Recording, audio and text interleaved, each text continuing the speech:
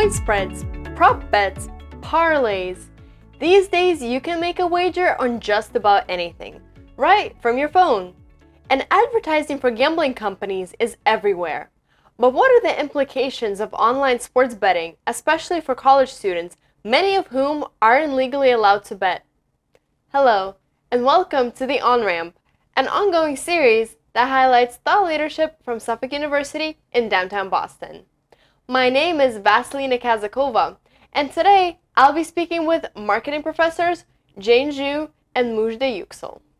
They're part of a team of business school faculty that was given a grant by the Massachusetts Gaming Commission, or MGC, to study how advertising for online sports betting influences college students. Professor Zhu, Professor Yuksel, thank you so much for being here. Thank you for having us. So to start off, tell us about the study and what were you researching? Of course, Vas. The study is really focused on better understand the social, health, and the educational impact on college students in Massachusetts from the impact of sports betting advertising. Of course, we need to relate to sports betting itself, but mostly on sports betting advertising. So the purpose of the study is threefold. We wanted to understand what has been experienced for college students to engage sports betting and how the sports betting advertising actually influence their journey in their experience, right? And the second is to really raise the community awareness of this really rising issue. Right. The third aspect is trying to see whether we can influence or inform the policy, regulation, intervention to really give more thoughts and protection to the college age population. Awesome. And what are the rates of sports betting among Massachusetts college students? That's a great question. Indeed, the answer is quite a range. Based on more recent study in year 2025, one study shows, run by University of Chicago, that close to 65 to 70% of students already had experience. They put bets already. But by more general population, let's say in general adults population in Massachusetts, the numbers around 30%. And you can see the contrast. Our own study, which is run last year on our Suffolk campus, about most of the students in the survey was second-year students. The answer is around 25%. So it's a range, depends on who participated in the study, what the percentage is, but you can definitely tell. The college students really counts for a big percentage of bettors on the market. You have to be 21 to legally bet. And like you mentioned, most of the students were second-year students, which is usually like 19, 20, so not 21. So how are students able to bypass these restrictions to get to online platforms? Well, there are a couple different ways, actually. I mean, the obvious one is basically they use someone else's account to place bets on sports. But there are also a couple illegal service providers as well. I mean, I say illegal, but some of them are also regulating within the gray area of regulation too, not regulating, operating within that area. So, for instance, there are service providers that put their servers outside of the US so that they are not regulated by any jurisdiction within the US. But there are also service providers that call themselves like social sports betting or sweepstakes. So you don't put money in that, but there are options that you can use that platform's cash, let's say. And we have heard anecdotal evidence of participating in these specific service providers that are actually quite popular among college students. Wow. One thing to add is very often we assume 21 should be the legal age to bet. Indeed, in different states, the minimum age is not the same. For example, just across the borderline of the state line, right, to New Hampshire, the legal age is 18. Oh. So the regulation currently is state by state. Sometimes, students, let's say study in Massachusetts, going back home to New Hampshire or back and forth. They may, in the age range 18 to 21, they may feel like they are legal in New Hampshire, but become illegal in Massachusetts. So there's a lot of confusion actually on the market as well. Right. And speaking of that, what policy implications or solutions does your study target? Our goal here is not to ban sports betting, but with its popularity and its sudden increase, there are some regulatory gaps. And before it becomes like the mainstream culture within the sports environment, we believe that there should be regulations, especially around advertising and targeting and content and placement. So we have been discussing these, but of course, again, we will see like what the research tells us at the end. Right. No, I think that's really great actually, because I think like banning it as a whole is not really, but like choosing the target audience for these advertisements, I think that's the most important part, because advertising specialists, they know what they're doing. So you just have to really target the right group. And as I mentioned earlier, you work with the MGC. How closely do you work with them?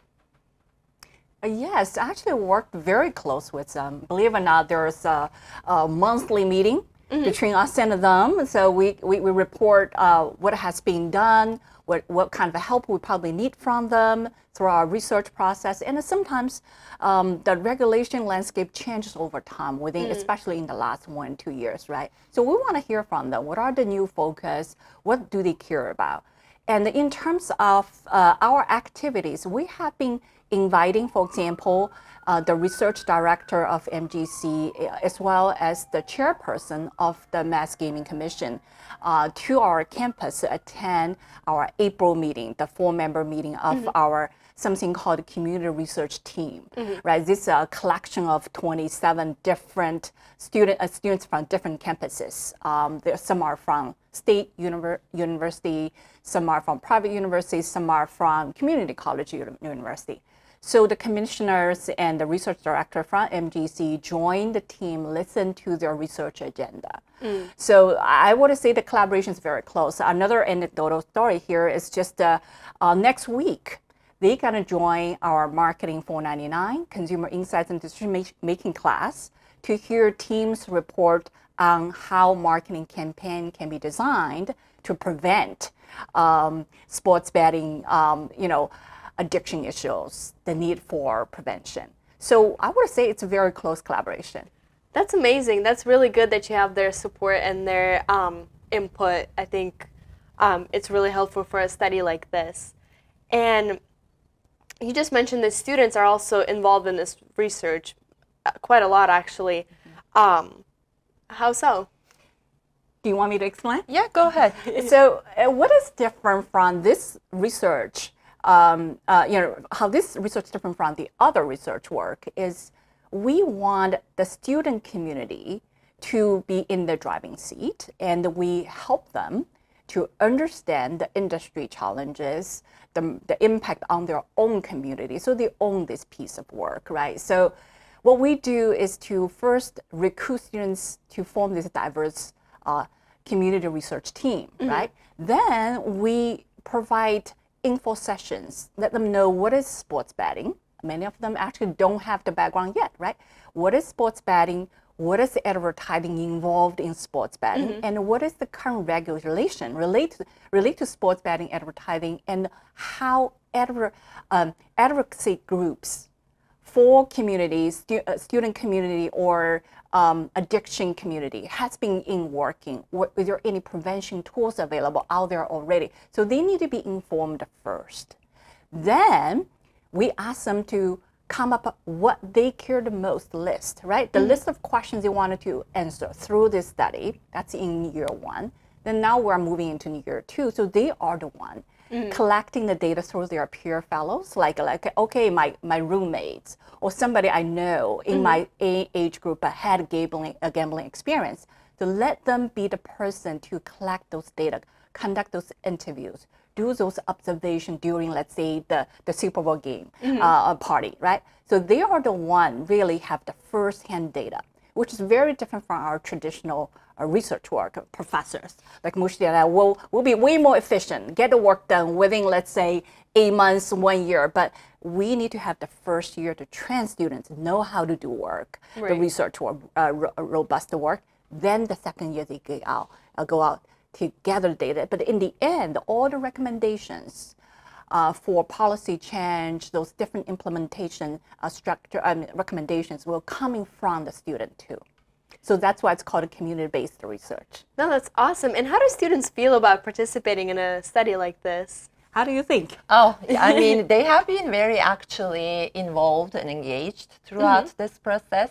Of course, like they have questions that come along the way. They have challenges to recruit others to do these interviews. But overall, they have been very interested, especially when we had that year-end meeting, for instance. That's where they voice their issues. So they look at this as an issue for their generation. So that actually gives them a little more psychological ownership of the work that they are doing. That's amazing. That's really amazing. But is it standard to use students in a study like this? Not necessarily. Like it is usually, again, like we provide like a survey structure, or we collect the data. But as Jane mentioned, it is in this specific research, the issue at hand affects them the most. So giving them the driver's seat is the right thing to do. Absolutely, absolutely. And what are the key findings up to this point of your study? Yeah, I mean, in the first year, again, as Jane mentioned, we came together with the students, us and people from MGC as well. And the students there, looking at everything we have discussed, we had, focus groups, different teams discussing certain aspects, and then they reflected on all the sessions that we have held together.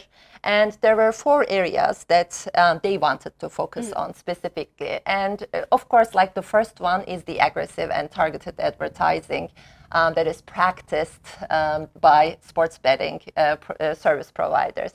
And then they also want to focus on the education and empowerment of the students, because that has a prevention focus, that they feel like they can make an impact, they can make a difference.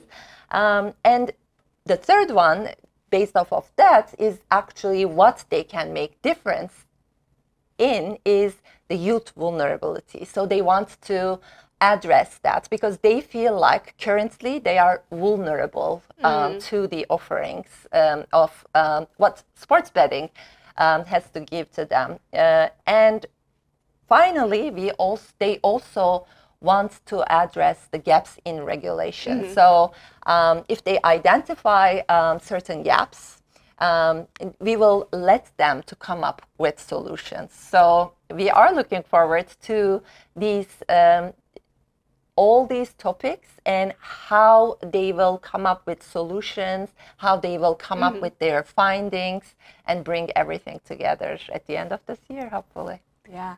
One thing to add is, which also we find very interesting, in our Suffolk University-based survey done last academic year, we asked the question, who should be responsible for protecting the vulnerable student population in potential sports betting addiction or risk behaviors? The answer is students themselves ranked the #1 as most responsible body for preventing risk behaviors. Then after that, we can see government regulation. Then after that is the sports betting platform, those sports books company. So really, they think they should be responsible for their own choice.